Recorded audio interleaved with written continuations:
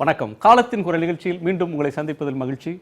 தமிழக முதலமைச்சராக திரு எடப்பாடி கே பழனிசாமி அவர்கள் பொறுப்பேற்று இன்றோடு ஓராண்டு நிறைவடைந்திருக்கிறது. தமிழ்நாடு பாரம்பரியமான பல முதலமைச்சர்களை கண்ட ஒரு மாநிலம்.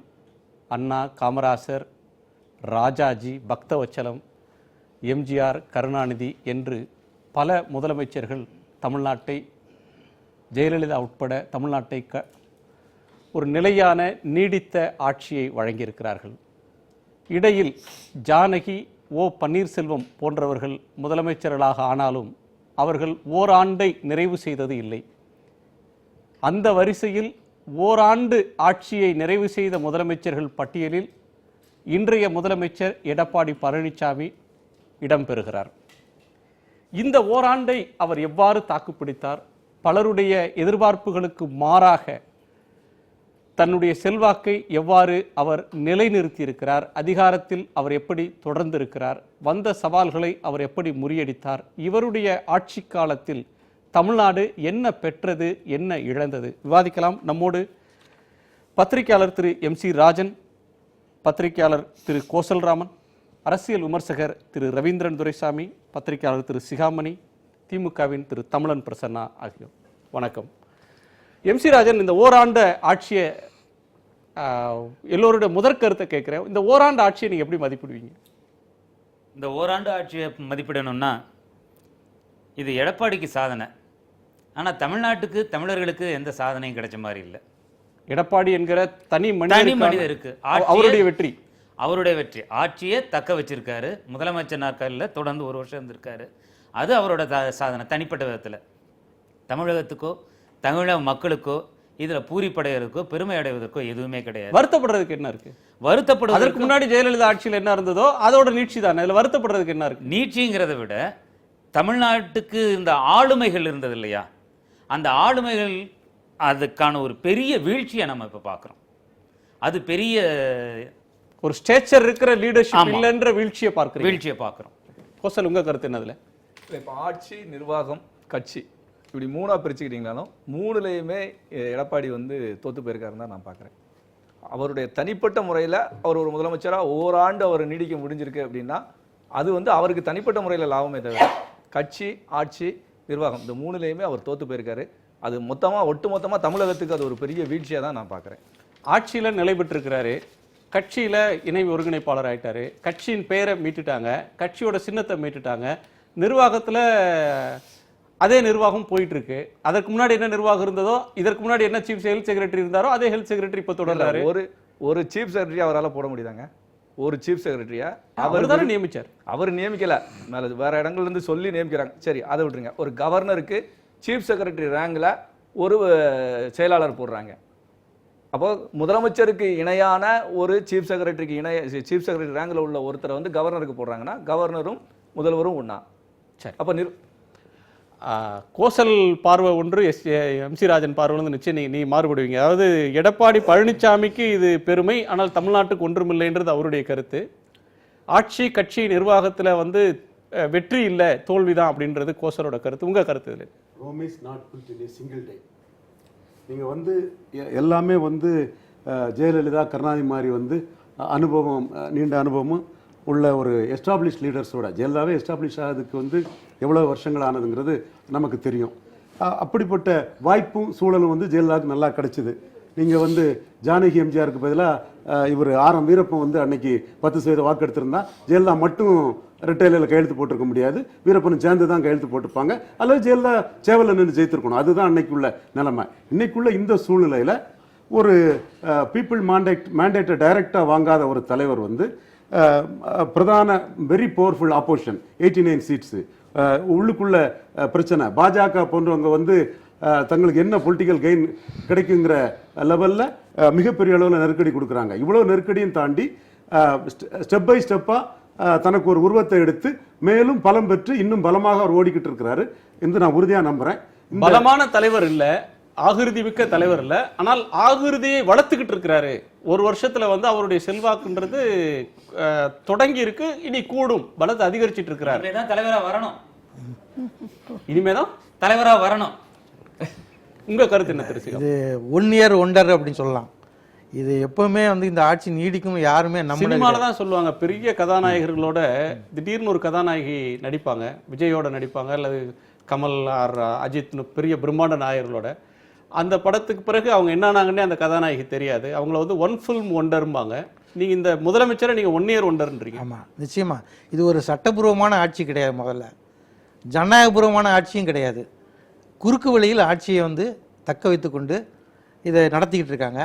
இந்த ஆட்சிக்கு வந்து ஒரு தீர்ப்பு, ஒரு நீதிமன்றங்கள் உயர்நீதிமன்றம் வந்து அவர் தீர்ப்பை தாமதப்படுத்துவதால் இந்த ஆட்சிக்கு நெருக்கடி வராமல் இருக்குதுன்னு நினைக்கிறேன்.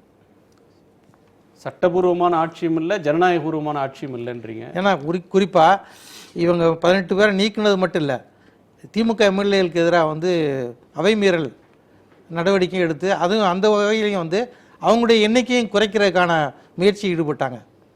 அதுவும் அதுக்கு கோர்ட்டு போய் தான் தடுத்துருக்காங்க, திமுக கோர்ட்டுக்கு போனாங்க. அந்த வகையிலையும் பார்த்தா ஜனநாயகபூர்வமாக வந்து பெரும்பான்மையை நிரூபிக்க முடியும் நம்பிக்கை இல்லாமல் குறுக்கு வழியில் இந்த ஆட்சியை வந்து தக்க வைத்து கொண்டிருக்கிறார். ஆட்சியை யார்கிட்ட கொடுத்தீங்களோ, அது நரசிம்மராவ் ஆட்சியாக இருந்தாலும் ஆட்சின்னு ஒன்றை கொடுத்தாலும் அந்த ஆட்சியை தக்க வைக்கிறதுக்கான சரி. அது எப்படின்னா ஒரு ஆள் everything is fair in love and வார்னு சொல்லுவாங்க. அது மாதிரி இது சாணக்கியத்தனமாக ஓபிஎஸ்ஸை சேர்த்ததோ அல்லது வந்து இன்னும் வந்து இந்த 18 பேரை நீக்கினதோ இன்னும் பல வகைகளை கடைப்பிடிச்சிருக்காருல, அது வெற்றி தான் முக்கியம் அப்படின்னு சொன்னால் அது நிச்சயமாக வந்து இபிஎஸ் வந்து வெற்றிதாரர் தான். ஆனால் அந்த வெற்றி எவ்வளோ நாளைக்கு நீடிக்குமா அப்படின்றது எனக்கு கேள்வி இருக்குது. பிரச்சனை உங்கள் கருத்து? மூத்த பத்திரிகையாளர் மரியாதைக்குரிய சிகாமணி அவர்களும் கோசல்ராம் அவர்களும் சொன்னதை நான் அப்படியே வழிமொழியை கடமைப்பட்டிருக்கிறேன். எம்சி ராஜன் சொன்னதில் அந்த கடைசி கருத்தை விட்டுட்டு அதற்கு முன்னதாக சொன்ன அவருடைய தனிப்பட்ட சாதனை, ஒரு முதலமைச்சராக அவர் வந்து பொறுப்பேற்று இருந்திருக்கிறார் என்பதுதான் சாதனையை தவிர 7 ஆண்டுகளாக மக்கள் துயரத்திலும் துன்பத்திலும் உழன்று கொண்டு தங்களுடைய வாழ்வாதாரத்தை தொலைத்துவிட்டு வாழ்வாதாரத்தினுடைய போராட்டங்களை தாண்டி வருமான வரித்துறை பிரச்சனையாக இருக்கட்டும், குட்கா பிரச்சனையாக இருக்கட்டும், அமைச்சர்கள் மீது அரசு அதிகாரிகள் நேரடியாக லஞ்ச ஊழல் வாங்குகிறார்கள், எங்களை மிரட்டுகிறார்கள் என்கிற பிரச்சனையாகட்டும், இன்றைக்கு டெங்கு காய்ச்சலில் வந்து இது இந்தியாவிலேயே தமிழகம் முதல் மாநிலமாக இருக்கிறது. தொழில்துறையிலும் கல்வித்துறையிலும் மாநிலத்தினுடைய சுகாதாரத்துறையிலும் கடைசி இடம் போயிருக்கிறது. நீட் தேர்விலே மாணவன் பாதித்து கொண்டிருக்கிறான். உதய் மின் திட்டத்திலே மாநில உரிமைகளை பங்கு கொடுத்திருக்கிறோம். இப்படி பல பிரச்சனைகளை நாம் அடுக்கிக் கொண்டே போனால் இவர்களுடைய கட்ட பஞ்சாயத்தும் நாற்காலி பஞ்சாயத்துக்காகவும் தான் இந்த ஓராண்டு ஓடி இருக்கிறதே தவிர நாட்டு மக்கள் குறித்தான சிறிய அளவு சிந்தனை கூட இந்த ஆட்சியாளர்களுக்கு இல்லை என்பதுதான் என்னுடைய பார்வை. ஜவஹர் அலி, உங்களுடைய கருத்து இதில் என்ன? அதாவது அதுக்கு முன்னாடி வந்து நம்ம சகோதரர் சிகாமணி வந்து ஒரு கருத்தை பதிய வச்சாரு. இது வந்து சட்டப்பூர்வமான ஆட்சியும் இல்லை, ஜனநாயக பூர்வமான ஆட்சியும் இல்லைன்னு. எந்த அடிப்படையில் சகோதரர் அப்படி சொன்னார் என்று எனக்கு புரியவே இல்லை. ரொம்ப வேதனையாக இருக்கிறார். அவர் வந்து ஒரு சிறந்த அரசியல் ஞானம் பெற்றவர். இது சட்டப்படியான ஆட்சி என்பதற்காக மெஜாரிட்டி எம்எல்ஏக்கள் வாக்களித்து இந்த ஆட்சி நடைபெறுகிறது. இந்த ஆட்சி காலத்தில் அம்மாவனுடைய மறைவுக்கு பிறகு அண்ணன் ஓபிஎஸ் வந்து முதலமைச்சரானார். அந்த 2 மாத காலத்தில் தமிழகத்தில் ஒரு ஜல்லிக்கட்டை நடத்தி காட்டினார். அதே போல் வர்தா புயல் வரும்போது அதை சரியான முறை கையாண்டு மக்களுடைய பிரச்சனைகளெல்லாம் தீர்த்தார். காரணம் என்னன்னா, அம்மா கிட்ட வந்து அவர்கள் இருவரும் வந்து பாடமும் பயிற்சியும் பெற்றவர்கள், அண்ணன் ஓபிஎஸும் இபிஎஸும் அவர்களை. அந்த சமயத்தில் வந்து இபிஎஸ் அவர்கள் வந்து ஆட்சி அமைக்கும் பொழுது இந்த அரசாங்கம் இன்னும் 1 மாதம் கூட இருக்காது, நிலைக்காது என்று சொன்னவர்களுக்கெல்லாம் இன்றைக்கு 1 வருஷத்தை பூர்த்தி செய்திருக்கிறது இந்த அரசாங்கம். இன்றைக்கு பார்த்தீங்கன்னா இந்த அரசாங்கத்தில் வந்து 1 வருஷத்தில் சொல்லக்கூடிய சாதனைகள் என்று பல சாதனைகள் இருக்கா கூட குறிப்பிட்டு சொல்லணும்னா, கல்வியில் இன்னைக்கு பாடத்திட்டங்களெல்லாம் மாற்றி இன்றைக்கு புதிய பாடத்திட்டங்களை கொண்டு வரக்கூடிய சூழ்நிலையை உருவாக்கி இருக்காங்க. இந்த 1 வருஷத்துல மட்டும் 8 புது கல்லூரிகளே ஆரம்பிச்சிருக்காங்க. சாதனை பட்டியலுக்கு பிறகு போகலாம். பர்செப்ஷன், அரசியல், அதை பேசுவோம். ஒவ்வொரு துறையிலும் நடந்த சாதனைகள் அப்படின்னா ஒவ்வொரு துறையிலும் இருக்கக்கூடிய விமர்சனங்கள் அப்படின்றதும் வரும். நம்ம அதை இல்ல எதிர்கட்சிகள். ஒரு நிமிஷம், சிகாமணி அவர்கள் உங்களுக்கு ஏதோ பதில் சொல்லுவோம். இதுல இந்த ஆட்சி தக்க வைத்திருக்கு. அப்படி தக்க வைக்கிறதுக்கு என்னென்ன பண்ணிட்டு இருக்காருன்றது எல்லாருக்கும் தெரியும். ஆனால் குறிப்பாக வந்து எதிர்கட்சி தலைவர் மு.க. ஸ்டாலின் இந்த ஆட்சியை கவிழ்க்கிறதுக்கான எந்த முயற்சியும் எடுக்கலை. குறுக்கு வழியில் ஆட்சியை பிடிக்க விரும்பலை அப்படின்னு ஒரு காரணத்தை சொல்கிறாங்க. அவரால் முடியலையா அல்லது வந்து அவர் முயற்சிகள் நடக்கலையான்றது தெரியாது எனக்கு. அது ஒரு காரணம் இந்த ஆட்சி நீடிக்கிறதுக்கு. இன்னொரு காரணம் வந்து அந்த 18 எம்எல்ஏக்கள் விவகாரம் ஒன்று இருக்குது. இன்னும் வந்து மத்திய அரசு வந்து இந்த ஆட்சியை வந்து நீடிக்க வைக்கிறதுக்கு உதவி பண்ணிக்கிட்டு இருக்கு. இந்த காரணங்களால் தான் ஆட்சி நீடிக்குது. இல்ல அத நீங்க இந்த மத்திய அரசாங்கம் இந்த ஆட்சியை நீடிக்க வைக்கணுங்கிறதுக்கான ஒரு நிலை சொன்னீங்கன்னா மாநிலத்தில் ஒரு ஸ்திரத்தன்மையான ஒரு ஆட்சி இருக்க வேண்டும் என்பதற்காக இருக்கலாமே ஒழிய ஏதோ இந்த மாநில அரசாங்கமும் மத்திய அரசாங்கமும் அதாவது ஒரு இணக்கமான சூழ்நிலை ஏற்படும் போது வச்சிருக்கிறது வந்து ஒரு நாட்டுக்கு நல்லது என்ற அடிப்படையில் நாட்டுக்கு நல்லதா இல்லையான்றது இன்னொரு விஷயம் ஜவஹர் அலி. ஒரு மத்திய அரசாங்கத்தினுடைய கடமைன்றது ஒரு மாநிலத்துல ஸ்திரத்தன்மையை உருவாக்குறதா அல்லது ஸ்திரத்தன்மையை குறைக்கிறதுலாம் அவங்க வேலை இல்லை. யாரு கட்சி ஆட்சியில் இருக்கோ அவங்க தங்களுடைய ஆட்சியை நிலைப்படுத்திக்கிறது அவங்களோட கடமை. இல்ல மத்திய அரசின் கடமை அது இல்ல. இல்ல இந்த ஆட்சியில அதாவது ஏதாவது குறுக்கு வழியில் இந்த ஆட்சி நடக்குதா என்றதுக்கு நீங்க சொல்லணும். இல்லை, நான் என்ன சொல்றேன்னா, குறிப்பா தினகரன் நினைச்சிருந்தாருன்னா நிச்சயம் இந்த ஆட்சியை கவிழ்த்திருக்க முடியும். அவர் என்ன பண்ணாரு, முதலமைச்சரை மாத்துங்க அப்படின்னு போய் கொடுத்தாரு. அப்ப முதலமைச்சரை தினகரன் நினைச்சு முடியலையா இல்ல தினகரன் நினைச்சாலும் முடியலையா? இல்ல, நினைச்சிருந்தாருன்னா கவிழ்த்திருக்க முடியும். அவர் டிடி தினகரன் வந்து இந்த ஆட்சியை கவிழ்க்கிற நோக்கம் இல்லாமல் போயிடுச்சு. அப்படி அவர் நடவடிக்கை எடுத்திருந்தார்னா, அந்த 18 எம்எல்ஏக்கள் எதிராக செயல்படுறதுக்கான நடவடிக்கையை எடுத்திருந்தார்னா, இன்னும் சிலருடைய ஆதரவு பெற்று எப்படி 25 எம்எல்ஏக்கள் வச்சு நம்பிக்கையில்லா தீர்மானம் கொண்டு வந்தாரா இந்த ஆட்சி நிச்சயம் போயிருக்கும். அதாவது யார் நினைச்சாலும் மக்களால் தேர்ந்தெடுக்கப்பட்ட மெஜாரிட்டி தயவினாலும் இதுல யாரும் தயவினாலும் நடக்கிற ஆட்சின்னு சொல்லுவேன். மத்திய அரசின் உதவியில் நடக்கிற ஆட்சின்னு சொல்லுவேன். ரவீந்திரன் ஒரு சமயத்துக்கு பதில் சொல்லணும். ரவீந்திரன், உங்களுடைய கருத்து இதுல என்ன? அதாவது ஒரு எம்எல்ஏக்கள் ஆதரவோட இந்த அரசாங்கம் நடக்குது. வந்து எந்த அடிப்படையில் இந்த அரசாங்கம் வந்து மெஜாரிட்டி இல்லாத அரசாங்கத்தோட இன்ட்ரெஸ்ட் வந்து என்டையர்லி டிஃபரண்ட். இன்னைக்கு வந்து ஒரு சிச்சுவேஷன்ல வந்து ஏடிஎம்கே அவங்க வந்து ராகுல் காந்தியை கூட்டிட்டு வந்த பிறகுதான் திமுகவுக்கும் காங்கிரஸுக்குள்ள அந்த ஒரு சின்ன சின்ன பிணக்குகள்லாம் மாறி கொஞ்சம் திக்கா வந்திருக்குது. ராகுல் காந்தி வந்து ஸ்டாலினை சீஃப் மினிஸ்டர் ப்ரொஜெக்ட் பண்ணிட்டு போயிருக்கிறாப்புல. அடுத்தபடியாக ஸ்டாலின் வந்து இது கவிழ்க்குள்ள முயற்சி ஈடுபடலைன்னு சொல்கிறாங்க.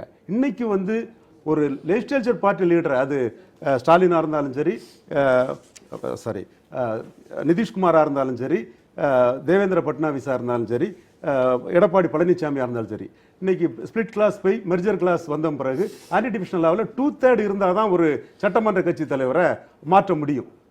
இங்கே வந்து 50% இருந்தால் கூட மாற்ற முடியாது, டிஸ்குவாலிஃபிகேஷன் பண்ணிடலாங்கிற லெவல் வந்து வாஜ்பாய் காலத்தில் வந்து சுப்ரீம் கோர்ட்டு வற்புறுத்தல்படி சட்டம் ஏற்றப்பட்டிருக்குது. ஸோ அப்படி இருக்கும்போது வந்து ஸ்டாலின் வந்து பிரின்சிபல் பொலிட்டிஷியன், நான் வந்து குறுக்கு வழியில் வர விரும்பலைங்கிறது தெளிவாக சொல்லியிருக்கிறாரு. அதுபடி தான் நிற்கிறாரு. அவர் வரணும்னா பிஜேபி கூட டைப் பண்ணணும். பிஜேபி கூட டைப் பண்ணாதான் ஸ்டாலின் வந்து இதில் அட்டெம்ப்ட் பண்ண முடியும். அது குறுக்கு வழின்னு அவர் நினைச்சிருக்கலாம். அது வேணாம். நிச்சயமாக அதைத்தான் நான் சொல்ல வர்றேன். ஸ்டாலினை நான் பாராட்டி தான் அந்த இடத்துல சொல்றேன். அப்போ அது வந்து அவர் நினைக்கிறாரு, மக்கள் மத்தியில் போகும்போது நமக்கு அது சிரமமா வரும். நம்ம எடுப்பிலே ஒரு சரண் சிங் மாறிப்பட்ட ஒரு தலைவர், தேவிலால் மாறிப்பட்ட ஒரு தலைவர்ங்கிற இமேஜ் நமக்கு வராண்டா, மக்களை சந்தித்து தான் நான் வருவேங்கிறதுல அவர் தெளிவா டே ஒன்னே அது சொல்லியிருக்கிறாரு. அவரோட முடிவு அது எடுக்கிறாரு. அது வந்து இப்படி போறாதான் அவருக்கு லாபங்கிற மாதிரி அவர் நினைச்சிருக்கலாம். இன்னைக்கு கூட திமுக தரப்பு என்ன சொல்லுது, இந்த ஆட்சி கவிழுமா கவிழாதாங்கிறது எங்க முடிவை நீங்களே எடுத்துட்டு பேசாதீங்கிற பாணிக்கு தானே டாக்டர் ராமதாஸையும் தினகரனை பற்றி அவங்க மறைமுக விமர்சனங்களை அவங்க வைக்கிறாங்க. ஒன்று. ரெண்டாவது வந்து தினகரன் சம்பந்தப்பட்ட இதுல வந்து அந்த 18 எம்எல்ஏக்கள்ல நாங்க வந்து கட்சிக்கு தினகரன் தலைவராக இருக்கணும், ஆட்சிக்கு வந்து எடப்பாடி இருக்குன்னு 8 எம்எல்ஏக்கள் பேசினவங்க தான் அந்த 18 பேர்ல இருக்கிறாங்க. அதுக்கு முன்னாடி அடுத்தபடியா BJP interest and Congress interest. BJP வந்து இந்த அரசை கவிழ்க்க நினைத்தால் நிச்சயமாக மோடி அமித்ஷாவால் சில நெருக்கடிக்கு ஆளாகக்கூடிய சிதம்பரம், திமுக கூட்டணி இதையெல்லாம் மறந்து பிஜேபிக்கு எப்படி எதிர்வினை ஆற்ற முடியுமோ அந்த எதிர்வினையை நிச்சயமாக சிதம்பரம் ஆற்றுவார். அந்த அடிப்படையில் தான் பன்வாரிலால் புரோஹித்தோட அந்த ஆய்வை பற்றி சொல்லும்போது கடைசி வார்த்தையில நீங்கள் எதிர்க்க வேண்டும்னு ஒரு அட்வைஸ். இல்ல, ஒரு அரசாங்கத்தை நீங்க ஆட்சி பண்ற ஒரு அரசாங்கத்துக்கு அந்த ஆட்சியின் மீது ஒரு மரியாதை இருக்கும்னா, அந்த போஸ்ட் மீது உங்களுக்கு ஒரு மரியாதை இருக்குன்னா நீங்க எதுக்கணும் இதை அப்படின்னு கடுமையா தான் சொன்னார் சிதம்பரம். கடுமையான அறிக்கை சொல்லிட்டு கடைசி ஒரு அட்வைஸ் தோணி வந்து அதுல இருந்தது. அந்த தோணி, நீங்கள் இந்த ஆட்சியை you cannot do and undo things mister Amit Shah, mister மோடிங்கிற ஒரு அர்த்தம் தான் அதுக்குள்ள இருக்குது. அவர் நினைச்சால் என்ன செய்ய முடியும்? நிச்சயமாக மோடி வந்து இந்த ஆட்சியை கவிழ்க்க போறாருன்னு சொன்னா யாரையோ உள்ள என்டர் பண்ணதுக்கு உள்ள முயற்சியாக தான் இருக்க முடியும். அவங்க வந்து ஆட்சி கவிழ்ந்தாதான் என்டர் பண்ணுவாங்க என்ற சூழ்நிலையில ஆட்சியை கவிழாம பார்க்கக்கூடிய ஒரு ஸ்டெப்பை மூவ்ஸ் அண்ட் கவுண்டர் மூவ்ஸ் போது காங்கிரஸ் இப்படி ஒரு மூவ்ஸ் எடுக்காதுன்னு நம்ம அதை உதாசீனப்படுத்திட முடியாது. அது ஆட்சியில ஒரே ஒரு எம்எல்ஏ, இந்த ஆட்சி இருக்கா இல்லையான்றத ஒரே ஒரு எம்எல்ஏ கூட இல்லாத பிஜேபியும் 5 எம்எல்ஏ மட்டும் வச்சிருக்கிற காங்கிரஸும் முடிவு பண்றாங்க. 8 எம்எல்ஏ. அதுதான் நிச்சயமாக இதுல வந்து மல்டிபிள் போர்சஸ் சேர்ந்தாதான் அந்த ஆட்சியை வீழ்த்த முடியும். ஒன்னு சென்ட்ரல் கவர்மெண்ட், 2 ஸ்டாலின், 3வது தினகரன். அது வந்து 18 பேர் நம்ம இப்படியே எடுத்துட்டு வச்சா தினகரன் சொல்றேன். 4வது காங்கிரஸுக்கு 8. அந்த 4 ஃபோர்ஸஸ் சேர்த்துக்கிறோம். அதாவது அந்த 11 OPS தவிர 11 பேர் இந்த அந்த எம்எல்ஏக்கள் வந்து டிஸ்குவாலிஃபை பண்ணியிருந்தா அவங்க இல்ல இன்னும் நிலைமை மோசம். இந்த 4 ஃபோர்ஸ் பண்ணும். அடுத்தபடியா வந்து அந்த காலகட்டத்துல 11 டிஸ்குவாலிஃபை பண்ணாதது கூட ஒரு ராஜேந்திர நடவடிக்கை தான், நாளைக்கு பயன்படுங்கிற ஒரு நடவடிக்கை தான் அது. கோசல், இந்த ஆட்சி அப்படின்றது ஜெயலலிதா மக்களால் ஏற்றுக்கொள்ளப்பட்ட ஒரு பெரும் தலைவர், கருணாநிதி மக்களால் ஏற்றுக்கொள்ளப்பட்ட ஒரு பெரும் தலைவர். அவங்க என்ன செய்தாலும் அதை கண்மூடித்தனமாக அதில் நியாயம் இருக்கும், அவங்க தப்பே செய்ய மாட்டாங்க அப்படின்னு அதை ஆதரித்து பேசுவதற்கு ஆயிரக்கணக்கான லட்சக்கணக்கான தொண்டர்கள் இருக்கக்கூடிய அவங்கள பெற்ற தலைவர்கள் அவங்க. ஆனால் எடப்பாடி பழனிசாமி அப்படியான ஒரு மக்கள் செல்வாக்கு பெற்ற அல்லது தொண்டர்களுடைய ஏகோபித்த இதை பெற்ற ஒரு தலைவர் இல்லை. ஆனாலும் திரு ரவீந்திரன் சொன்னது மாதிரி ஓவர் தி இயர்ஸ் ஒரு தலைவர் ஒரே நாளில் உருவாகிறது இல்லை. இந்த ஓராண்டுகளில் தன்னுடைய தலைமைத்துவத்தை நிரூபிச்சிருக்கிறாரு. வரக்கூடிய நாட்களில் அவர் மேலும் தன்னுடைய அதிகாரத்தை பெருக்கிக் கொள்றதுக்கு தான் வாய்ப்புகள் அதிகம் அப்படின்ற ஒரு பார்வையை சொல்றாரு. இல்லை, நான் இதில் ரொம்ப வேறுபடுறேன். ஏன்னா இது வந்து அரசியல் ரீதியாக இது வந்து இந்த ஆட்சி வந்து நீடிக்குது அப்படிங்கிறத வந்து நான் பார்க்கவே இல்லை. ஏன்னா இது கோர்ட்டோட தயவில் தான் இந்த ஆட்சி நீடிச்சுக்கிட்டு இருக்கு. கோர்ட்டோட தயவு இல்லை அப்படின்னா இந்த ஆட்சி எப்போ போயிருக்கும். வெறும் நான் வந்து இந்த 18 எம்எல்ஏக்கள் நீக்கம் அல்லது இந்த 11 எம்எல்ஏக்கள் மேல உள்ள வழக்கு அதை மட்டும் வச்சு நான் சொல்லலை. இந்த அடிப்படையாக ஒரு அரசாங்கம் மக்களுக்கு செய்ய வேண்டிய அடிப்படை துறைகள் இருக்குது. நீங்கள் கல்வி, சுகாதாரம், வேலைவாய்ப்பு, அப்புறம் வந்து இது நம்ம பாதுகாப்பு, இந்த 4ம் இன்னைக்கு வந்து போராட்டத்தில் குதிச்சாங்க. ஒவ்வொரு முறையும் போராட்டத்தில் குதிச்சாங்க. நீங்கள் பார்த்தீங்கன்னா ஆசிரியர்கள் முதல்ல போராட்டத்தில் குதிச்சாங்க, உடனே நீதிமன்றம் தான் தலையிட்டது. இவங்களால பேச்சுவார்த்தை நடத்தி அவங்களுடைய போராட்டத்தை தடுக்க முடியவில்லை. அதுக்கப்புறம் பார்த்தீங்கன்னா நீங்கள் வந்து போக்குவரத்து தொழிலாளர்கள் பிரச்சனை வந்தது, நர்ஸுகள் அவங்க போராட்டம் நடத்துறாங்க. எல்லா போராட்டத்திலுமே அவங்க வந்து என்ன பண்ணாங்கன்னா கோர்ட்ல போய் கோர்ட் வந்து நீங்கெல்லாம் வந்து அடிப்படை சர்வீஸ் செய்யக்கூடியவங்க, நீங்க வந்து இந்த மாதிரி போராட்டத்தில் ஈடுபடக்கூடாது அப்படின்னு சொல்லி அவங்க தடை விதிச்சு அந்த தடையில தான் இந்த அரசாங்கம் வந்து அவங்களோட இன்னைக்கு நாளைக்கு கூட வந்து இபி தொழிலாளர்கள் வந்து போராட்டம் அறிவிச்சிருக்காங்க. இது போராட்டம், அவங்க போராட்டத்துக்கு போன பிறகு திரும்பி கோர்ட்ல இருந்து இப்படி ஒரு ஆர்டர் வரும். அதற்கு பிறகு அந்த தயவுல தான் இந்த அரசாங்கம் போய்கிட்டு இருக்கே தவிர இந்த அரசாங்கம் வந்து இவங்களுடைய தலைமை, நீங்க வந்து இப்படி ஜெயலலிதாவோ அல்லது கருணாநிதியோனா ஒரு ஐடியாலஜி இருந்தது, அந்த ஐடியாலஜியை நோக்கி அவங்க வந்து பயணப்பட்டாங்க.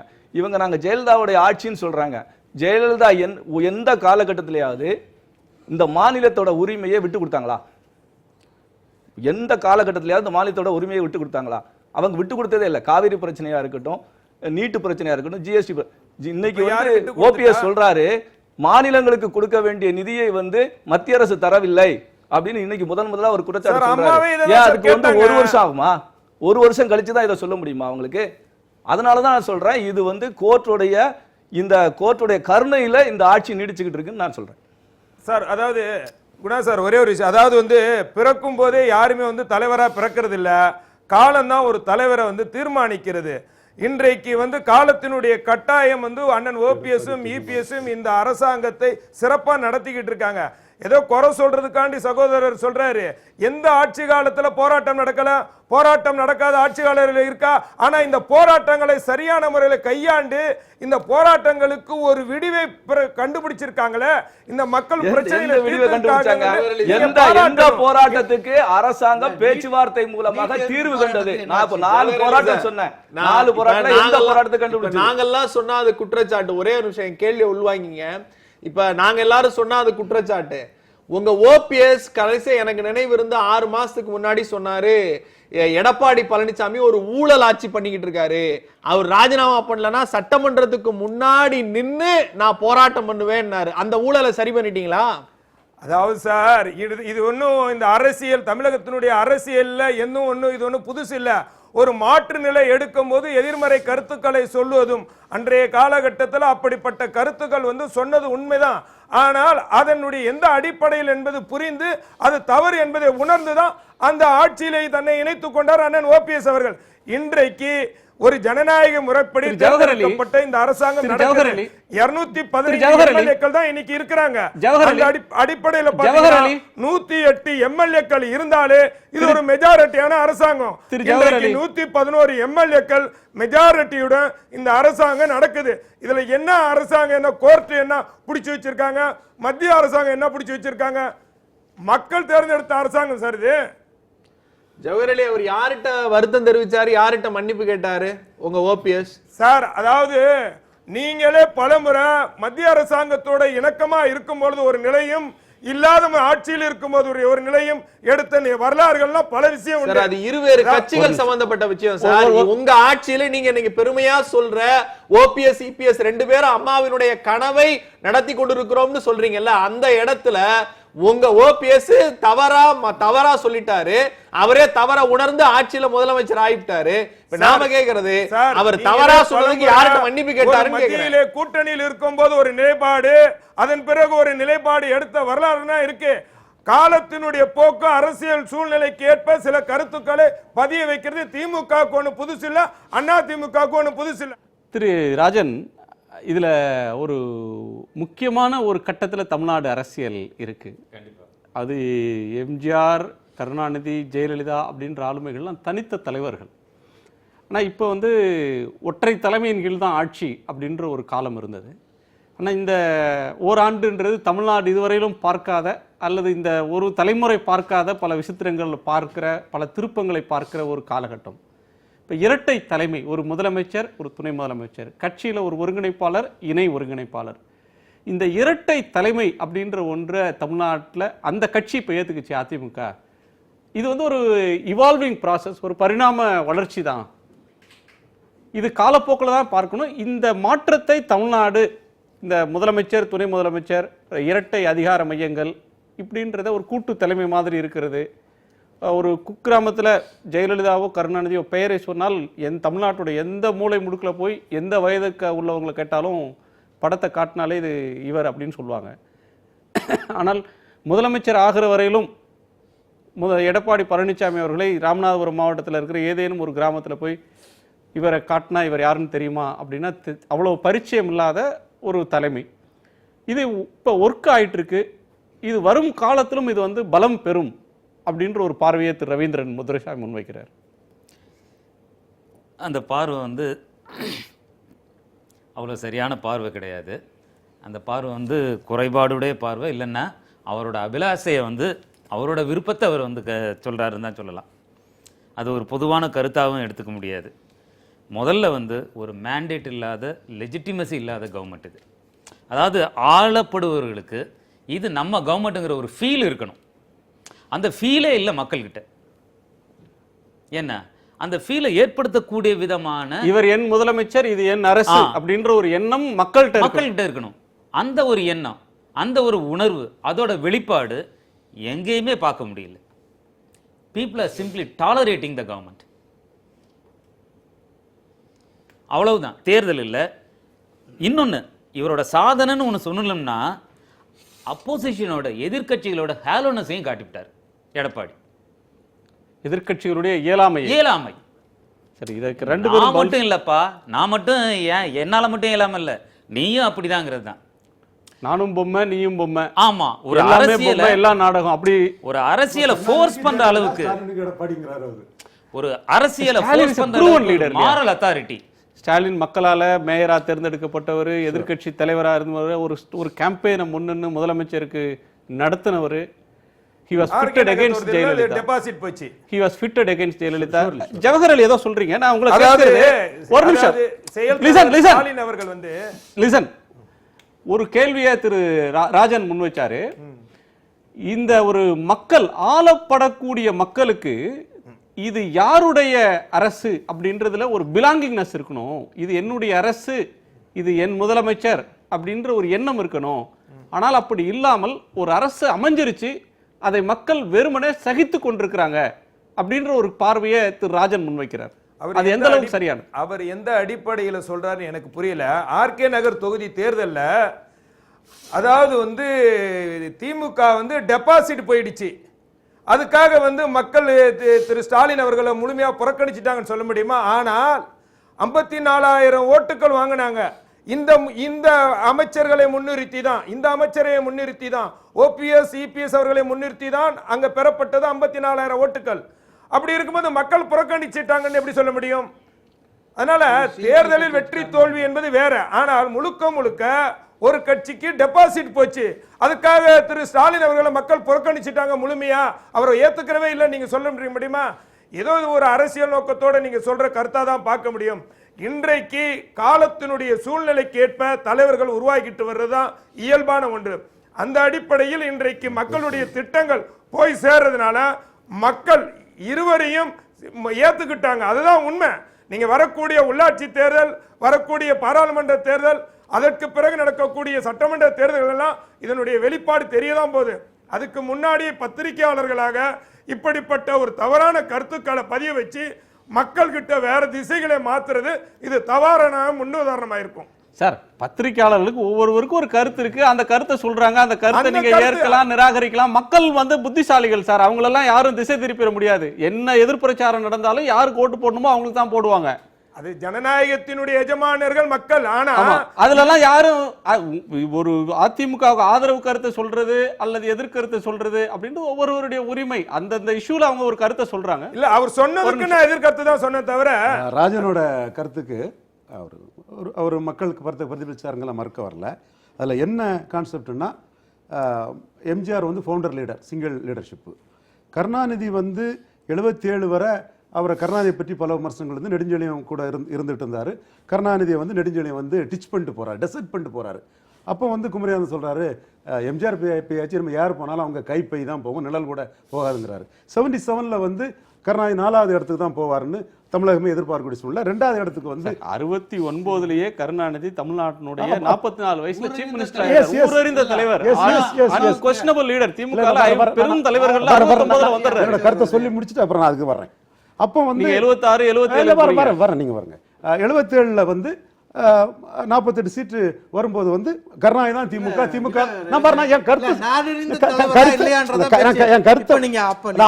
அவருக்கு பதில் சொல்றேன். அதை என்ன பதில் சொல்ல விடுங்க. உங்களுக்கும் அவங்களுக்கும் பதில் சொன்னா எனக்கு 15 நிமிஷம் வேணும். எனக்கு 15 நிமிஷம் வேணும் அவருக்கு பதில் சொல்லி சொல்றதுனா முடிக்கிறேன். அதுக்கப்புறம் நீங்க கிராஸ் பண்ணுங்க. அப்போ ஒற்றை தலைமைங்கிறது தெள்ள தெளிவா உழுது. அடுத்தபடியா ஜானகிக்கு பதிலா ஆர்.எம். வீரப்ப இருந்தா ஜெயலலிதா ஒற்றை தலைமையா வந்திருக்க முடியாது. ரெட்டலைக்கு 2 பேர் தான் கையெழுத்து போட்டிருக்கணும். 10% ஓட்டை நிச்சயமா ஜெயலலிதா ஜானகி சரண்டர் பண்ணிட்டு போன மாதிரி வீரப்ப அரசியல்வாதி இருந்தா பேர்க்க மாட்டாங்க. இப்ப 2 பேரும் அரசியல்வாதிகள், 2 பேரும் ஒருத்தருக்கு ஒருத்தர் தேவை.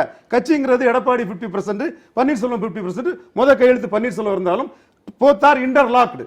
இதுதான் நிலைமை. இல்ல இப்ப இவங்க 2 பேரும் விருப்பத்தால் இணைந்திருக்கிறார்களா, நிர்பந்தத்தால் இணைந்திருக்கிறாங்கன்றத பலர் முன்னால வைக்கிற கேள்வி. அந்த நிர்பந்தம் என்னன்றது அது ஏற்கனவே நம்ம பேசிட்டோம். ஆனால் முக்கியமாக பிம்பம் கட்டமைக்கப்படுறதுன்றது ஒரு முக்கியமான ஒரு இது. சில தலைவர்கள் இயல்பாகவே ஒரு கரிஸ்மா இருக்கும், அவங்க மக்களை கவருவாங்கன்னு. சில பேர் உருவாகணும். ரொம்ப இவர் சாதாரண நிலையிலிருந்து வந்தவர். அதெல்லாம் நம்ம எடப்பாடி அந்த கீழ்நிலையிலேருந்து வந்தார், அடிமட்ட தொண்டராக வந்தாருனாக்காண்டி அவர் புறக்கணிக்கணும் அவசியம் கிடையாது. ஆனால் அவங்க மக்களுக்கான செயல்பாடுகள் என்ன செஞ்சிருக்காங்கன்னு பார்க்கணும். சார், கெஜ்ரிவால் எப்படி சார் உருவானாரு? இல்ல நீங்க பிம்பம் கட்டமைங்க. கெஜ்ரிவால் எவ்வளவு முயற்சி பண்ணலாம். இல்ல நான் முடியாதுன்னு சொல்றேன். இன்டர்லாக்ட்ங்கறேன். இப்ப நீங்க மக்களுக்கு இல்ல மக்களுக்கு ஏதாவது செஞ்சா நிச்சயம் மக்களை கவர முடியும். இப்போ உதாரணமா பிடிஎஸ் இருக்கு. பொது விநியோகத்துல சரியான முறையில் உணவுப் பொருள் போடப்படுதுன்னு சொல்றாங்க. ஆனா மக்கள்கிட்ட அந்த அதிருப்தி இருக்கு. இப்போ இது ஒரு சின்ன பிரச்சனை. இது மக்கள்கிட்ட அதிருப்தி இல்லாமல் பார்க்குற அளவுக்கு இருந்தால் தான் ஒரு ஆட்சி மேலே மதிப்பு வரும். புது ஒரு வந்திருக்காரு முதல்வர் அப்படின்னு சொல்லுவாங்க. வீரப்பன் ஜானகி விட்டு கொடுத்தனால தான் ஜெயலலிதா தனித்துவ தலைவர், அல்லது ஜெயலலிதா வீரப்பனும் 2 பேரும் தான் கையெழுத்து போடுவாங்க. அதே மாதிரி இப்போ இங்கே இன்டர்லாக்ட்ங்கிறத நான் சொல்றேன். ஜெயலலிதாலும் இவர் வீரப்பனும் ஈக்குவல் கிடையாது. ஈக்குவல் கிடையாதுனாலும் கூட சேரலனா Jayalalitha mass leader, Veerappan back room operator. நான் ஜானகி இடத்துல வீரப்பன் இருந்து அந்த ஓட்டு எடுத்திருந்தாங்கிற அர்த்தத்துல தான் சொல்றேன். என்ன ஜானகி விட்டு கொடுத்துட்டு ஒதுங்கினால தான் ஒருத்தர் கையெழுத்து போட முடிஞ்சு. இல்ல ஜானகியே கிளைம் பண்ணியிருந்தா ஜானகியும் ஜெயலலிதாவும் தான் கையெழுத்து போட்டாங்க. அவருக்கு கேட்கணும். நீங்க திரு ராஜன் சொன்னதுல இருந்தே கேட்கிறேன். ஒன்னு சொல்லிடுறேன். அதாவது இந்த இரட்டை தலைமைன்னு சொல்றீங்க இல்லையா, அது இயல்பா வந்ததா இல்ல ஒரு அரேஞ்ச்டு மேரேஜ் மாதிரி காலத்தின் தேவைங்கிறத ஒரு குரங்கு இந்த ரொட்டி துண்டை பகிர்ந்து கொடுத்தது இல்லையா, அந்த மாதிரி கதையா தான் இதை இரட்டை தலைமையை பார்க்க முடியுது. ஏன்னா இவங்க 2 பேருமே முழு மனதோட ஒரு ரெக்கன்சிலியேஷன்ல வந்ததெல்லாம் கிடையாது. இல்ல இவங்க 2 பேரும் நினைச்சு 2 பேருக்கும் ஒரு பரஸ்பர தேவை இருந்திருக்கும். இவருக்கு அவர் இருக்கிறது அவசியமா இருந்திருக்கும். 2 பேருக்கும் அந்த அதிகாரம் தேவை. தேவையையும் இவர் எப்படி அவரோட இணையணுங்கிறத சமரசம் யார் செய்து முடிவு பண்றது? பன்னீர்செல்வம் சார்ந்து நிற்பாரு. அது ப்ரூவ்டு ட்ராக் இருக்காரு. இல்ல, அதனால இவங்க அவரு 2 பேரும் தினகரனா நினைச்சாங்கன்னா- பன்னீர்செல்வம் வாங்கும்போது இவங்க 2 பேரும் பன்னீர்செல்வத்தை நினைச்சாங்கன்னா எடுத்துக்கிட்டாரு. கூட்டு தலைமையில ஒரு ஜனநாயகபூர்வமான தலைமை உருவாக்குறதுக்கு 2 பேரும் நினைச்சாங்கன்னா முடியும். ஆனா அதுக்கு தயாரா அரசியல இருக்காங்க. யாரும் நினைக்க மாட்டாங்கங்க. இல்ல, அது அவங்க ஜானகி வந்து- எம்ஜிஆர் வயசானவங்க விட்டுட்டு போனாங்க. இல்ல, அரசியல்வாதி அவங்க 2 யாரும் பேரும் நினைக்க மாட்டாங்க. யாரும் நினைக்க மாட்டாங்க. அரசியல்வாதி யாரும் நினைக்க மாட்டாங்க. எதுக்கு விட்டுட்டு போனோம், ஏன் விட்டுட்டு போனோம், என்கிட்ட வரக்கூடிய 25% ஓட்டு ராஜனுடைய ஏன் கேள்வி விடணும்? மட்டும் இல்ல, நிறைய பேருக்கும் இருக்கிற ஒரு கேள்வி, இந்த அரசு இடைக்கால ஏற்பாடு, இந்த அரசு நீடிக்காது அப்படின்னு இந்த ஆட்சி வந்த நாள்ல இருந்து திமுக சொல்லி கொண்டிருக்கிறது. இந்த ஆட்சியின் நாட்கள் என்னப்படுகின்றன அப்படின்னு தினகரன் வந்து டேட்டே குறிப்பார். ஒரு 3 வாரத்துல போயிடும், 1 மாசத்துல போயிடும், இதோ வருகிறதுன்றது மாதிரி அவர் டிடிவி தினகரன் சொல்லிட்டு இருந்தார். ராஜன் எழுப்பின கேள்வி, ஒரு மக்கள் அபரிமிதமான மக்கள் ஆதரவு பெற்ற தலைமை இல்லை இன்னைக்கு இருக்கு, மாஸ் லீடர் இல்லை, பட் எம்எல்ஏ சப்போர்ட் இருக்கு. இந்த மாஸ் லீடரா இல்லாத ஒரு மக்கள் பெரிய ஏற்பு இல்லாத ஒரு ஆட்சியை எதிர்க்கட்சி அப்படின்ற ஒன்று வீழ்த்த முடியல, வீட்டுக்கு அனுப்ப முடியல. இது ஆட்சியின் தோல்வியை மட்டும் காட்டல, எதிர்க்கட்சிகளின் தோல்வியையும் எதிர்க்கட்சிகளுடைய இயலாமையும் காட்டுது அப்படின்றது ராஜன் முன் வச்ச ஒரு குற்றச்சாட்டு. இல்லை, மரியாதைக்குரிய ராஜன் அவர்களுக்கு என்னுடைய பணிவான பதில் என்ன அப்படின்னா, இந்த எதிர்க்கட்சிகளையும் வெட்ட வெளிச்சமாக்கி இருக்கிறார் எடப்பாடி பழனிசாமி. அது அவருடைய சாதனை என்று சொன்னார். எங்களுக்கு டெல்லியில் டீ பார்ட்டி நடத்துறதுக்கு தெரியாது. குறிப்பாக மாநில சுயாட்சி, மாநில உரிமை 356 எந்த இடத்திலும் பயன்படுத்தக்கூடாது என்கிறதில் இன்னமும் திண்ணமாக இருக்கிற ஒரு இயக்கம் திராவிட முன்னேற்றக் கழகம். நாங்கள் நீதிமன்றத்தை நம்பி வழக்கு தொடர்ந்திருக்கிறோம். நாளை மறுநாள் தீர்ப்பு வரப்போகிறது. அந்த தீர்ப்பினுடைய அடிப்படையில் என்ன முடிவுகள் வருதோ அதை ஏற்றுக்கொள்ளுகிற பக்குவம் எங்களுக்கு இருக்கிறது. இது ஒரு ஜனநாயக நாடு. ஜனநாயக நாட்டில் 51% மதிப்பெண் பெற்றவனுக்கும் 49% மதிப்பெண் பெற்றவனுக்கும் இடையே ஒரே 1% தான். ஆனால் ஜனநாயக நாட்டில் 51 மதிப்பெண் பெற்றவன் தான் வெற்றி பெற்றவனாக கருத முடியும். அந்த அடிப்படையில் இன்றைக்கு தற்காலிக மக்களுடைய ஆதரவு இருக்கிறது என்று அவர்கள் சொல்லுகிறார்கள். அவர்களுக்கு மாநிலத்தினுடைய ஆளுநரும் மத்தியில் ஆளுகிற பாஜகவும் ஒத்துதுகிறார்கள். அந்த அடிப்படையில் இன்றைக்கு எங்களுக்கு இருக்கிற ஒரே நிவாரணம் மக்கள் மன்றமும் நீதிமன்றமும் தான். அந்த பணியை திராவிட முன்னேற்ற கழகத்தினுடைய தலைவர், செயல் தலைவர் மிக திறம்பட செய்து கொண்டிருக்கிறார். இன்னும் குறிப்பாக மக்கள் நல பிரச்சனைகளில் முதலில் களத்திற்கு வந்து இந்த நாட்டிற்கு இவ்வளவு பிரச்சனை இருக்கிறது என்பதை நித்தம் தினமும் சொல்லிக் கொண்டிருக்கிற ஒரு மிகப்பெரிய ஆளுமை மிக்க தலைவராக எங்களுடைய செயல் தலைவர் அண்ணன் தளபதி அவர்கள் செயல்பட்டு கொண்டிருக்கிறார். அதை நாடு அறியும், மக்களும் அறிவார். சொல்லிடுறேன். அதாவது நீதிமன்றத்தில் இந்த தகுதி நீக்க வழக்கு இருக்கு இல்லையா, அதுல திமுக வலுவாக இடைக்கால தடை வேண்டும் என்று வாதிடவில்லை. அதை நான் பதிவு செய்ய விரும்புகிறேன். அதெல்லாம் விட முக்கியமா மாநில நலன் சார்ந்தது. அந்த வழக்கில் நானும் பங்கேற்கிறேன். இல்ல, அந்த வழக்குல பங்கேற்ற வழக்கறிஞர் குழுவுல நானும் ஒரு வழக்கறிஞர். எங்களோட டிராஃப்ட் நீதிமன்றத்துல இருக்கு. எவ்வளவு பெரிய மூத்த வழக்கறிஞர் அதுக்கு ஸ்டே பெட்டிஷனுக்கு ஆர்கியூ பண்ணாங்க. நீதிமன்றம் என்ன நிலைப்பாடு எடுத்தது என்பதற்கு நான் உள்நோக்கம் கற்பிக்க விரும்புகிறேன். இருதரப்பு வழக்கறிஞர்களையும் கேட்டுதான் அந்த தீர்ப்பை கொடுத்தார். அதான் சொல்றேன், இன்ட்ரிம் எந்த தீர்ப்பும் வரல, வழக்குல எந்த தீர்ப்பும் வரவில்லை. தீர்ப்புல இன்ட்ரிம் ஆர்டர் கொடுத்தது இரண்டு பக்கத்து இதே. அப்ப திமுக வந்து வலியுறுத்த கிடையாது. இந்த 18 பேர் வழக்குக்கும் எங்களுக்கும் சம்பந்தம் இல்லை. எங்களுக்கு தேவை அந்த ஏற்கனவே கொடுத்த அந்த ஓ பன்னீர்செல்வம் அணியினருக்குள்ளான பிரச்சனை தான். 12 பேருக்கு ஏன் தகுதி நீக்கம் செய்யலைங்கிறது எங்களுடைய வழக்கு.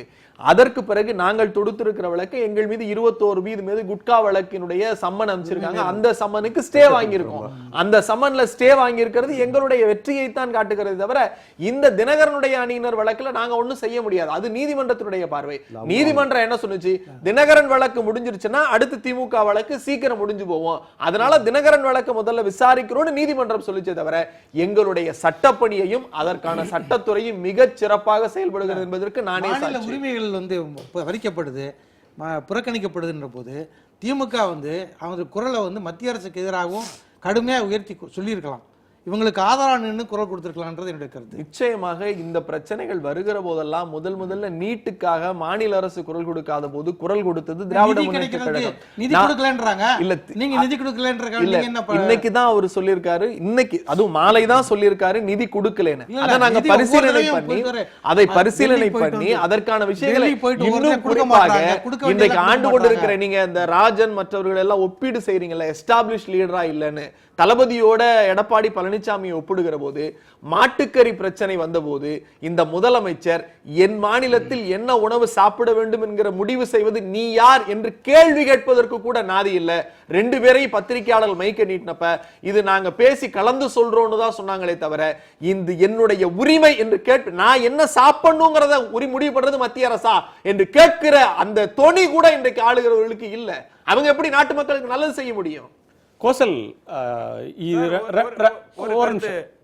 மற்றவர்களும் பேசணும். ஒரு நிமிஷம் கோசல், இதுல வந்து 2-3 அம்சங்கள் கேட்கணும், நேரம் குறைவா இருக்கு. ஒரு ஆட்சி ஸ்திரமானதா இல்லையா அப்படின்ற ஒரு கேள்வி இருந்துட்டு இருந்தது. ஓராண்டு கடந்துருச்சு. ஸோ இப்போ இந்த ஆட்சிக்கு வந்து ஒரு ஸ்டெபிலிட்டி வந்துடுச்சு அப்படின்ற ஒரு எண்ணம் மக்கள் மத்தியில் ஏற்படுமா? ஸ்டெபிலிட்டி வந்துடுச்சா? இந்த கிரைசிஸ் எல்லாம் எதிர்கொள்றதுக்கு இவங்களால முடியுது. ஒரு பவர்ஃபுல்லான அப்போசிஷன் இருக்கு, மேலிருந்து மிரட்டி பார்க்கிற ஆழம் பார்க்கிற ஒரு மத்திய அரசு இருக்கு, கவர்னர் இங்கே உட்காந்துட்டு ஆய்வுகள் பண்றாரு, கோர்ட்டு கேஸ் இருக்கு, குத்கா கேஸ் இருக்கு, செக்ரட்டரியேட்டில் ரெய்ட் நடக்குது, ஒரு மினிஸ்டர் வீட்டில் ரெய்ட் நடக்குது, சீஃப் மினிஸ்டர் பேர் உட்பட 89 கோடி லிஸ்ட்ல அமைச்சர்கள் பட்டியல் வந்து ஒரு புகார் இருக்கு. இந்த மாதிரி என்னென்ன கிரைசிஸ் வந்தாலும் அதை மேனேஜ் பண்ண முடியுது இவங்களால, அதை எதிர்கொள்ள முடியுது அப்படின்றது ஒண்ணு ஸ்டெபிலிட்டியை கொடுத்துருச்சா? இல்ல எதிர்கொள்ள முடியல, மேனேஜ் பண்ண முடியுது, அவங்களால சமாளிக்க முடியுதே தவிர அவங்களால எதிர்கொள்ள முடியல. நீங்க தயவு செஞ்சு மக்கள் வந்து ரொம்ப தெளிவா இருக்காங்க. இது வந்து தற்காலிகமான ஏற்பாடு. நான் அதனால தான் சொன்னேன் கோர்ட்டோட தயவுல இருக்கு அப்படிங்கிறத முதல்ல இருந்தே நான் வலியுறுத்தினது. அதோட காரணம் அதுதான். இது வந்து தற்காலிகமான ஏற்பாடு அப்படிங்கிறது வந்து மக்கள் மனசுல தெளிவா இருக்கு. அதனால தான் அவங்களும் இதை வந்து பெருசா வந்து கண்டுக்காம இருக்காங்க. இது எங்களுடைய அரசாக இல்லை, இது எங்களுக்கான அரசும் இல்லை, ஆட்சியும் இல்லை, இது ஏதோ ஒன்று இருக்கணும் அப்படிங்கிறதுக்காக இருக்கு அப்படின்னு தான் அவங்க மக்கள் நினைக்கிறாங்க. ரொம்ப சாதாரணமாக இவங்க ஜெயலலிதாவுடைய அரசு அப்படின்னு அவங்க சொல்றாங்க. ஜெயலலிதாவுடைய மிக முக்கியமான ஒரு விஷயம் வந்து சமூக நீதி. இவங்க எங்கேயாவது சமூக நீதியை கடைபிடிச்சிருக்காங்களா? 32 மந்திரிகள்ல 17 மந்திரிகள் 2 சமுதாயத்தை சேர்ந்தவங்க. அது ஜெயலலிதா சமூக நீதின்னு சொன்னீங்களா? அது ஜெயலலிதா தானே ஜெயலலிதா வச்சிருந்தாங்க. ஜெயலலிதா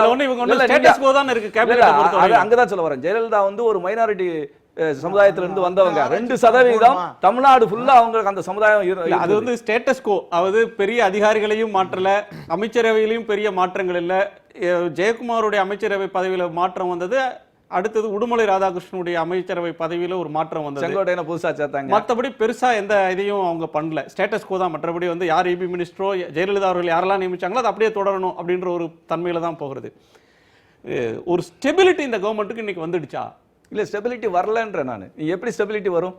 நீங்க வந்து இந்த கோர்ட் வழக்குகள் முடிஞ்சு அதற்கு பிறகு இவங்க நம்பிக்கை வாக்கெடுப்புல ஜெயிச்சா மட்டும்தான் இது ஸ்டெபிலிட்டின்னு சொல்ல முடியும். அது வரைக்கும் இங்க ஸ்டெபிலிட்டியே இல்ல. என்னன்னா இது எங்க கவர்மெண்ட் இல்ல அப்படின்னு மக்கள் நினைக்கிறாங்கன்னு ஒரு பார்வை சொல்றாரு. இது ஒரு ஸ்டாப் கேப் அரேஞ்ச்மெண்ட். மக்கள் விமர்சனம் வந்து அவர் வைக்கிறது அவரோட உரிமை, அது மக்கள் தான் காலங்களில் முடிவு பண்ணோம். இப்போ வந்து நம்பிக்கை வாக்கெடுப்புன்னு நம்ம சொல்லிட்டு இருக்கோம். இப்போ ஸ்டாலின் வந்து நோ காம்ப்ரமைஸ் மோஷன் கொண்டு வர முடியும். எப்படிங்க ஸ்டாலின் வந்து ஏடிஎம்கே எம்எல்ஏ கூட கிரெடிபிலிட்டியை நம்பி கொண்டு வர முடியும்? அந்த 18 பேரோட கிரெடிபிலிட்டியை நம்பி எப்படிங்க ஸ்டாலின் கொண்டு வர முடியும்? அந்த 18 பேர் எத்தனை விதமா மாத்தி பேசியிருக்கிறாங்க. இவர் no compromise motion Stalin move பண்ணிட்டாரு. அவருக்கு மட்டும்தான் கெப்பாசிட்டி இருக்கு. 24 எம்எல்ஏக்கள் வச்சு நோ காம்ப்ரமைஸ் மூவ் பண்ணக்கூடிய கெப்பாசிட்டி தமிழ்நாட்டில் திமுக கழகத்துக்கு மட்டும்தான் இருக்கு. பண்ணி ஒரு விவாதம் நடக்கும், ஓட்டெடுப்பு ஒரு 15 நாள் கொடுப்பாங்க. அந்த 15 நாள் அந்த 18 பேரும் ஒத்த குரல்ல பேசுவாங்களா, ஆளாளுக்கு மாறின குரல்ல பேசுவாங்களா? அப்ப இதை கூட ஒரு அசஸ் பண்ணாம ஒரு மூத்த ஒரு தலைவருக்கு மகனா இருந்து அனுபவம் உள்ள ஸ்டாலின் வந்து எப்படி இவங்களை நம்பி எப்படி நோ காம்படிஷன் மூவ் பண்ண முடியும்? சோ நோ காம்படிஷன் ஒரு நொடியில் ஆட்சி நினைச்சா போக முடியும். எப்படி சொல்றாங்க? அது அவர்கிட்ட கேட்க வேண்டியதான். அது நீங்க எப்படி மூவ் பண்ண முடியும்? அடுத்தபடியா வந்து காங்கிரஸ் எப்படி ஃபுல் கான்ஃபிடன்ஸ் எடுத்து மூவ் பண்ண முடியும்? காங்கிரஸ் அதிமுக பக்கம் இருக்கிறது மாதிரியான ஒரு தோற்றத்தையே நீங்க தரீங்களா? அவங்க உறுதியா இருக்கிறோம்ன்றாங்க, கணவன் மனைவி உறவு மாதிரி இருக்குன்னு திருநாவுக்கரசர் சொல்றாரு, நீங்க இல்ல வேற ஏதோன்றது மாதிரி சொல்றீங்களா? என்ன சார் இது? நிச்சயம் வந்து காங்கிரஸ் எப்படி தமிழ்நாட்டுல வாழப்பாடி எப்படி பிஹேவ் பண்ணுவாரு, மூவ் பண்ணாரு எப்படி? தமிழ்நாடு காங்கிரஸ் தலைவர், இது நான் உங்களுக்கு ஸ்ட்ரைட்டா கேக்குறேன், தமிழ்நாடு காங்கிரஸ் தலைவர் அண்ட் அகில இந்திய காங்கிரஸ் தலைவர் இவங்க எப்பயாவது டிஎம்கே கூட்டணிக்கு எதிராக பேசியிருக்காங்களா? நிச்சயமா விப் இஷ்யூ பண்ணாங்களே. நான் கேட்டது என்னன்னா, எடப்பாடி அரசாங்கம் நம்பிக்கை கோரின நேரத்துல ராகுல் காந்தி சொல்லி விப் இஷ்யூ பண்ணாங்களா இல்லையா? உங்களுக்கு நல்லாவே தெரியும் மாயாவதி கடைசி நிமிஷத்துல எப்படி பண்ணாங்க. How Stalin can take chance. அது இருக்கிறத கண் முன்னாடி இருக்கிற ஒரு ஸ்தூலமான உதாரணங்களை நீங்க மறுத்துறீங்க. அது விப் இஷ்யூ பண்ணாரா? ராகுல் காந்தி என்ன சொன்னாரு?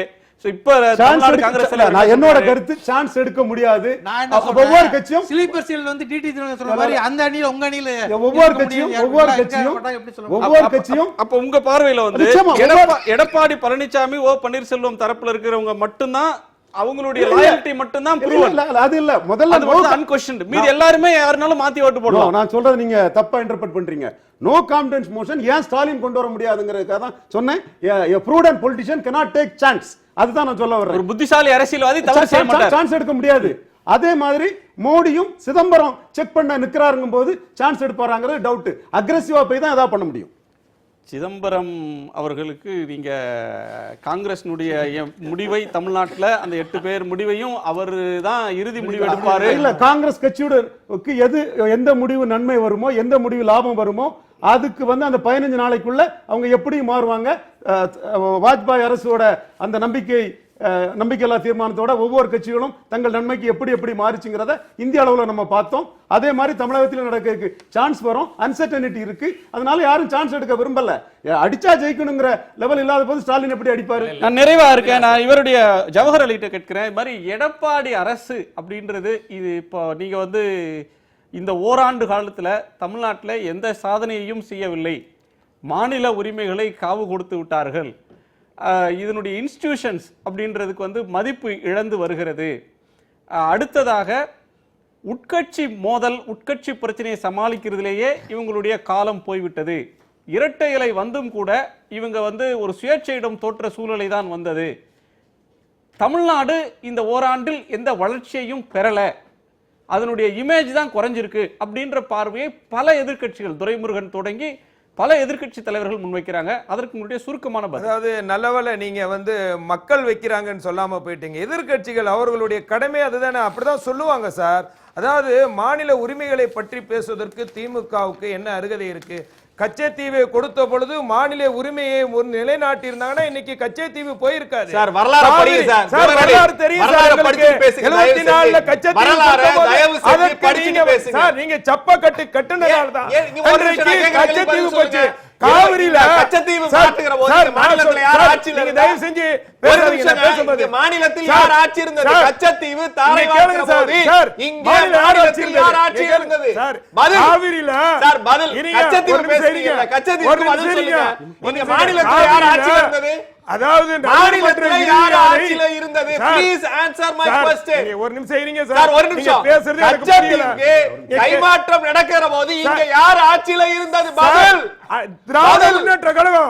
யாரு? திராவிட முன்னேற்ற கழகம். 1974. தயவு செஞ்சு படிங்க சார். சார் நீங்க தயவு செஞ்சு கொஞ்சம் படிச்சிட்டு நீங்க படிங்க சார். தயவு செய்து போய் படித்து விட்டு மக்களிடத்துல பேசுங்கள்.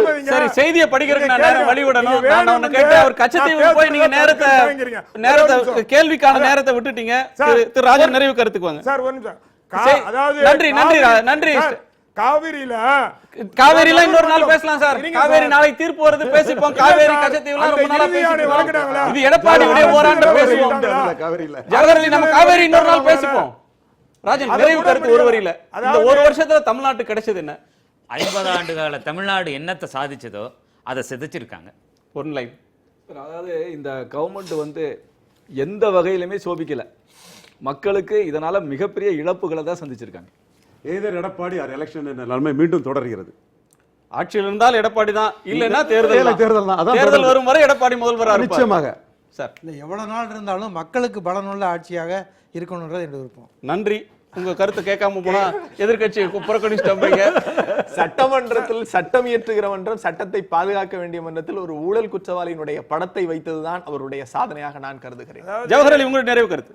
அதாவது நீங்க இலங்கை தமிழர்கள் கொல்லப்பட்ட போது அதெல்லாம் வேடிக்கை பார்த்த கட்சி திமுகங்கிறது மறந்து விட்டு பேசுறாரு. நீங்க பழைய வரலாறு 76, 86, 84 சார் மாநில உரிமைகளை பத்தி பேசுறதுக்கு உங்களுக்கு என்ன சார் அருகதை இருக்கு? ஆட்சியில் இருக்கும்போது ஒரு எதிர்க்கட்சியாக நிறைவு செய்யலாம். செய்திக்கு வழிவிடணும். நன்றி. உங்கள் 6 பேருக்கு நன்றி. மீண்டும் சந்திப்போம். இது காலத்தின் குரல் திக்கெட்டும் பரவட்டும்.